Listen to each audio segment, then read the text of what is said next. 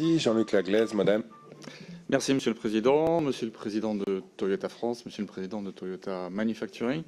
Vous nous avez parlé de l'histoire de Toyota et de la France, qui est une longue histoire puisque les premières importations de véhicules datent de 67 et les premiers investissements de Toyota en France de 97.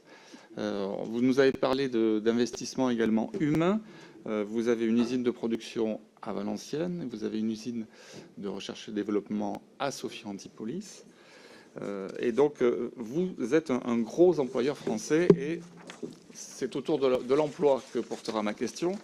Vous avez dit que la France était pour vous, pour votre marque, une terre d'expérimentation.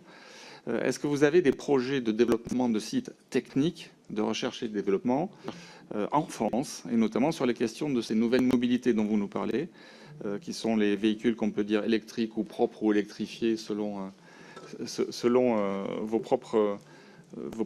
propre vocabulaire, sur des bornes de recharge éventuellement de ces véhicules et sur les véhicules autonomes ou les nouvelles mobilités. Ma deuxième question, toujours dans le domaine humain, porte sur les besoins en compétences professionnelles.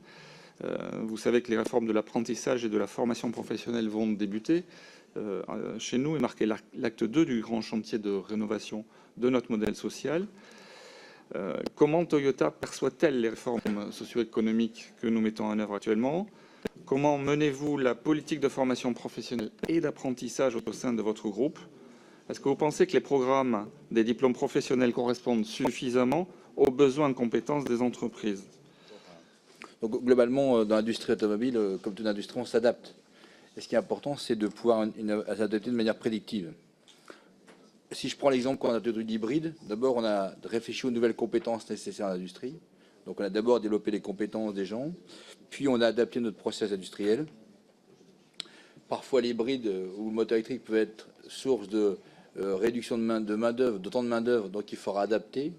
Une des premières adaptations, c'est saisir les opportunités de personnalisation, comme on fait aujourd'hui, pour maintenir un volume important de valeur ajoutée dans l'entreprise.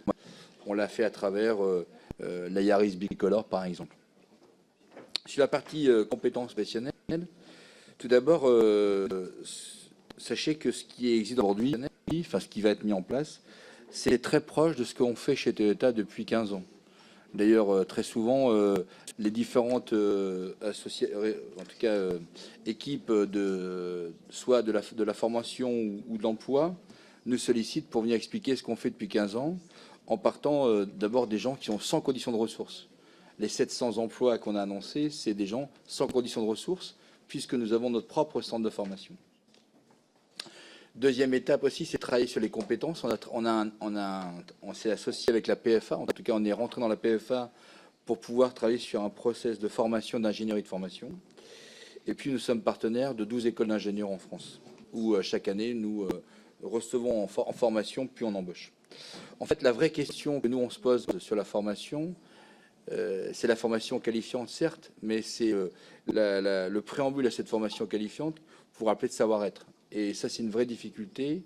On travaille avec les autorités locales, comment développer le savoir-être, puisque nos jeunes, aujourd'hui, ont un déséquilibre entre la compréhension de l'industrie et des besoins de l'industrie pour devenir attractifs.